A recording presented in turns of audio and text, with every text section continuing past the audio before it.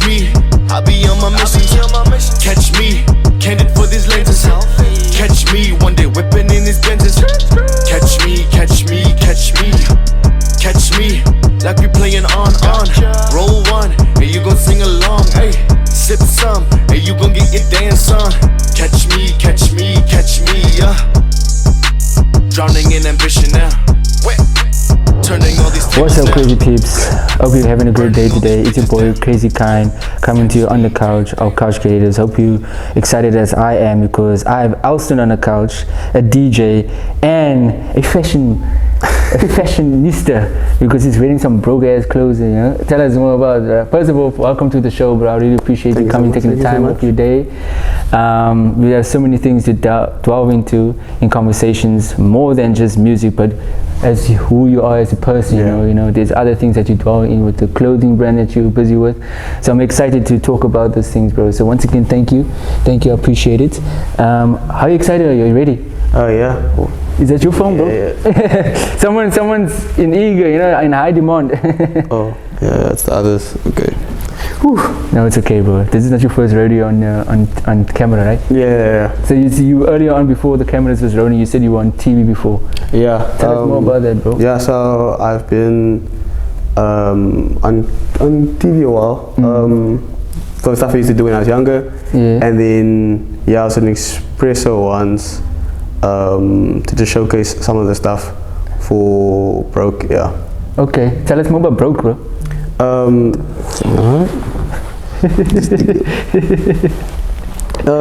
So Broke is a clothing brand started by a couple of my friends. Including yourself? No, so I joined a bit later. Okay. And Broke is just like a collective of us creators. And then I've recently, in the start of this year, started helping them out on the entertainment side. Yeah. So it's a very big scope. There's some that do more of the clothing. There's some who handle social media, and then there's obviously a section where for the entertainment side, so the DJs. Oh, okay. Which is currently the guys you've probably seen at Clubhouse. Yeah. International Pansula and Insert Coins. Wow. So we kind of it's a collective out here. Yeah, we the DJing side of it. So like NWA, but the South African version. More or less, you could say so. Oh, okay. You could say so. That's dope. So you do the DJing work, huh? Yes. So how did you get involved in DJing? Were you always knew about? I started being interested in DJing around 2014, 2015. Yeah. And that's more of the fascination of I liked music. So I used to go to these events and I used to just be enamored by the DJs, like I wish I could play music that could get a crowd that hype.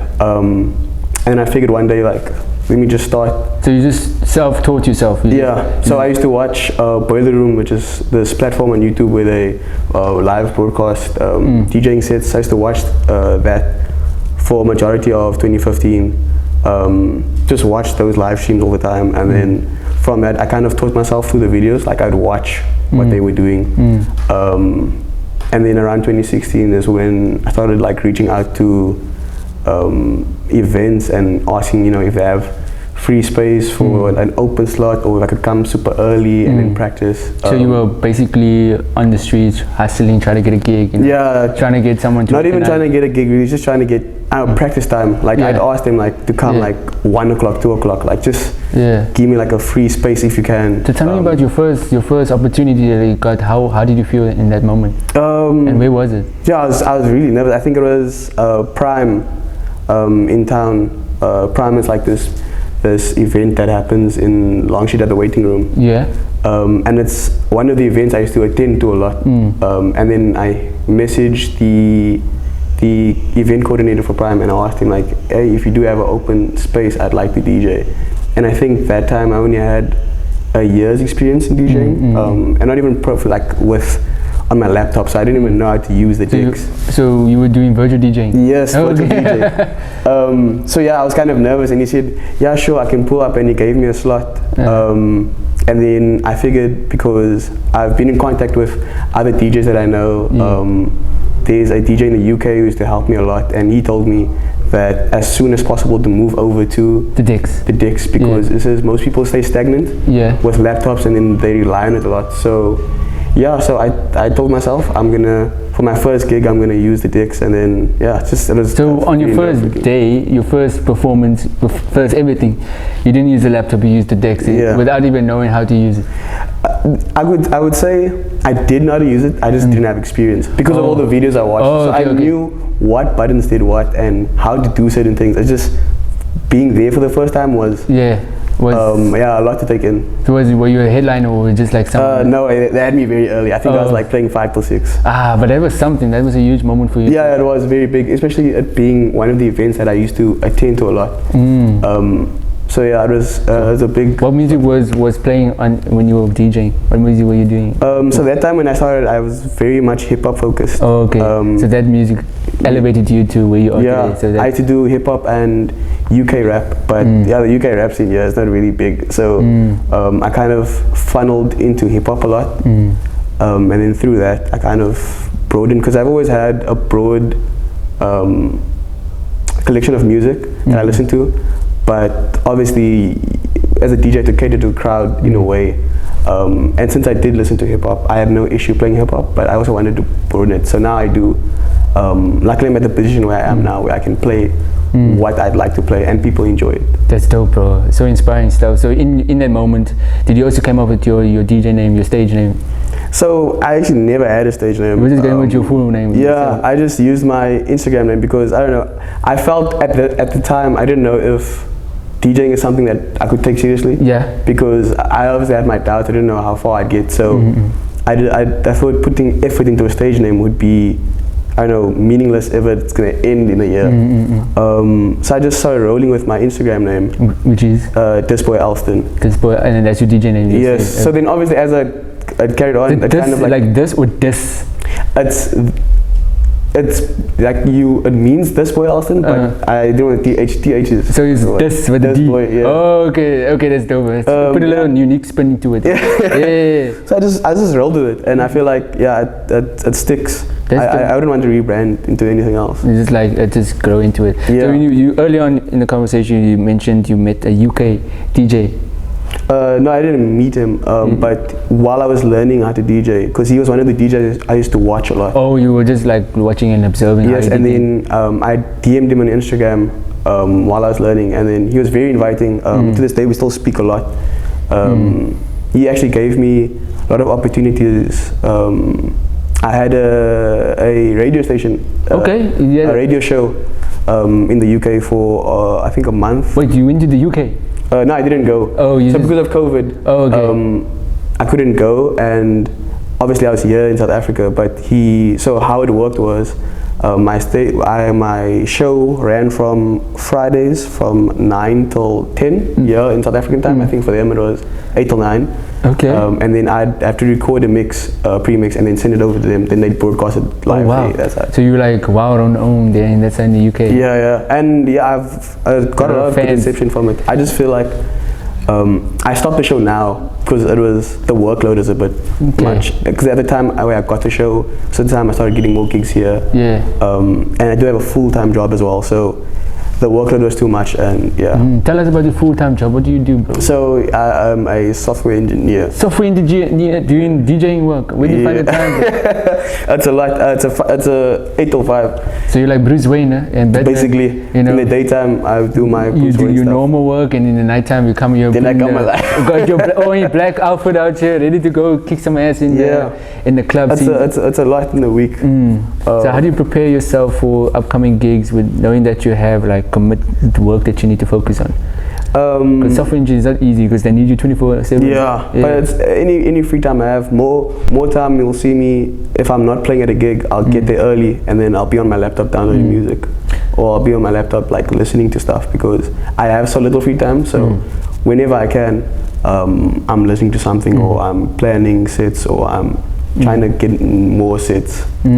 So also, do you believe that that for anyone that's looking at DJing work, do you think that they should continue focusing on getting a stable career, and then just like, or just focusing on just pursuing their passion? I would That's a good question, because it's kind of hard to tell someone what they should do. But for my recommendation, especially in the Cape Town entertainment scene, I would say focus on a separate thing before, because in Cape Town it's very hard to really get your foot in the door, because of how closed off it is here. Everyone's kind of very like keep to themselves. Oh, okay. In the scene, yeah. So yeah, I would recommend get something else, but at the same time, if you do put 100% of your effort into anything, whether it's DJing or fashion or so art, it's a possibility to make your passion a full-on stable definitely career. Like I don't plan on software engineering forever. So you're planning on moving going to put your passion full-time? It's funny because like 2 years ago I had the opposite thought. Like I thought like I'm not planning on being a DJ forever, but now that you've seen, I've since the growth now, and it is something I like doing and I feel passionate about, so it's definitely something I do want to take going forward. But at the same time, I don't know, I can't see myself a 50-year-old DJ. So I mean, look at David Guetta. I mean, no, but David Guetta is in his own but you can also be that level, bro. You playing in BBC radio stations, bro, so why not? I mean, yeah, it is a possibility. That is something I do want to do, is go over to London, because I feel like there is a lot of possibilities and stuff that can come from that, and opportunities are waiting there. So in terms of everything right now, with your DJing work, what kind of music in terms of you gonna dwell into next, because the piano genre is popping off? What do you think of that? Yeah, it's actually it got a big surge now. But yeah, I make it a habit of not really sticking to a single genre, just because then you kind of get closed off, and it's very hard for you to also expand like that. Because if you're just I'm a piano DJ, but don't you want to tackle in the market, where the trends are setting, so that you can also jump on board? You would think so, but it's kind of hard to get gigs that way, because it kind of shuts off all of the gigs that you could be getting. Like for instance, I play hip hop, R&B, I'm a piano, Afro beats. Like I play so much, so the possibilities for me to get more gigs are wider, other than if I was just a hip hop DJ.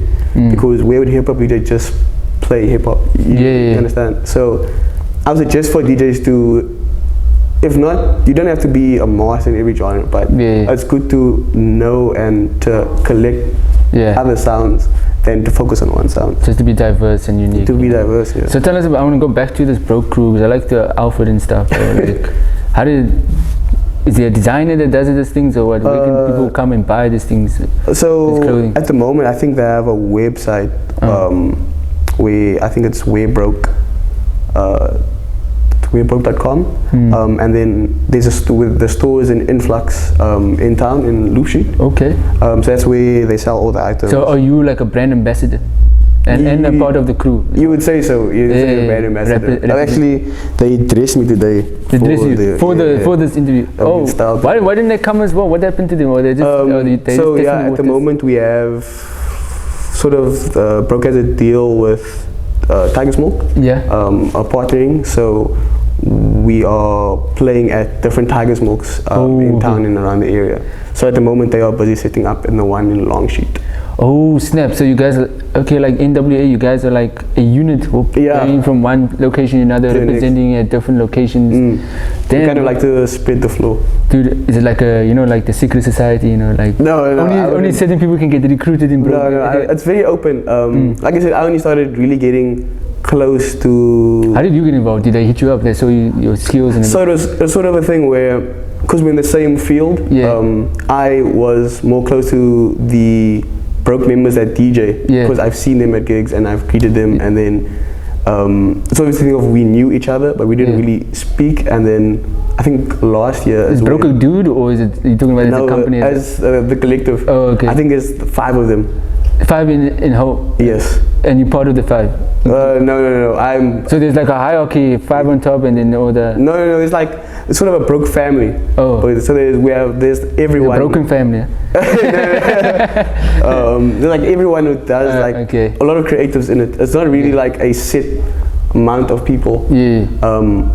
But it's like there's people who do photography, there's people who do digital art. Everyone, like, it's, if you're creative and then and you like the brand, sort of like a big family that. Dude, like how come Broke doesn't have their own banner when you go to Tiger Smoke? Because I didn't know about this. Oh, there is the one the close sheet one. There's like you don't see Broke anywhere. We have our box, and then I think we put the sign up on the tree now. When you gonna get yourself your own merch? I don't think I'm gonna delve in the merch lane at the moment. I'll get when I get a bit bigger. Oh, okay, but don't you come on? You're all big, bro. Yeah, you see how full Clubhouse is on the days when you performing, bro. People just no. I don't think that's. Don't be humble, bro. Don't be humble. Come on, take it. Like, I know I'm not bad. Yeah. But I don't think that's my job. I feel like people just. COVID's been happening, so people just want to go party, and we provide the space for that. Okay, bro. So what's next in the future, bro? What can we expect? Are you got any projects that you can share with us? Not at the moment. I've just been just going with the flow, huh? Yeah, hustling, trying to do the most I can. I'm trying to get back on the radio sometime again when I do have some free time. So was it always easy growing up, bro, in terms of like handling the music and also studying at the same time to get your degree in software engineer? I would say it was, but at the time anything to do that studying and then something else is always a lot. Did you enjoy what you were doing at the time when you first started out? You you knew, like in high school, in matric, okay, I'm gonna do software engineer, or was it just like bestowed on you? Oh no, it was something I've always been interested in. I've always liked coding and working with technology in a sense like that. So it wasn't something I was forced to do, and I do like my job. It's just that. Are you just saying that because if they watch? No, please guys, I do like working there. But yeah. Just DJing at the moment is where I kind of want to put my focus on. Yeah. Do you think you can combine the two, actually, the software engineering with DJing in a way that's like to make a powerful combination? If I had to ask someone at my job, they would say I should find a way to do it, because that's what software engineering is. You have to find solutions to problems that are happening. Like the guy who made Uber, for example, he had an idea and he made something for that. So what does our software engineer do? Like, do you design apps or something? Yes, so we design apps, websites. Maybe you can design an app like you can book a DJ like your. Probably. Is there a DJ in the area that I can? I've been trying to work with Fish Parcel. I don't know Fish Parcel. Yeah, I know that guy. I'm trying to work with him on an app for his brand, because he has some nice ideas that I feel like would be a big thing for the space here in Cape Town. So yeah, that's something maybe that can happen. Keeping it under the wraps are one of the things to look out forward to it. I never know. I'm so busy, so I never know if I'll actually get to it. But it's something I really want to do. I mean, with the right mindset, bro, and I think you can achieve whatever you put your mind to. Yeah, definitely, for sure. Any words of wisdom that you would like to share for those who are in the same kind of field as you are, looking at DJing and as a software engineer, or just like any degree or any profession? How did you manage to get through with it? I'm a very easygoing person. Yeah. So the only thing that for me kept me going was tomorrow's another day. Yeah. So whatever happens in a day, whether it's your gig went bad or you maybe felt this, so tomorrow's a different day. You can always start over. Yeah, just have a positive mindset. Have a negative mindset. If one thing goes wrong, don't think it's the end of the world. Yeah, it's never the end of the world. Yeah, it's good. That challenge that you went through, that situation, it's an experience for you to definitely. Now I know what to do next going forward. For next time, yeah. But Elston, I really appreciate taking the time coming on the show, bro. Anytime. Anything final words, bro? I feel like there's something more that we can discuss, but it's just like, no, I don't have any final words. Oh, okay. So where can we expect you next? Or where are you playing? I'll be Tiger's Milk, Clove Sheet. Every Tuesday, Thursday, and Sunday. That's where you guys can find me. Okay, cool. And where can they find you in terms of the social media handles? Social media. So book you as well. So my Instagram is Disboyelston, DISBOY, then Elston. And you can just hit me up there. My Twitter is also Disboyelston. That's where you can book me, you can message me, you can tell me I played really well. Okay, comment there below and yeah, book him and just support local. Support local Support artists. local. Disboyelston, I appreciate you. Thank you so much for coming through. And all the best. I can't wait to see you because I know I'm gonna see you bumping in the club and doing your thing, doing the moves and just rocking it on set. It's dope though. On that note, thank you guys for watching this episode and Catch me, catch me.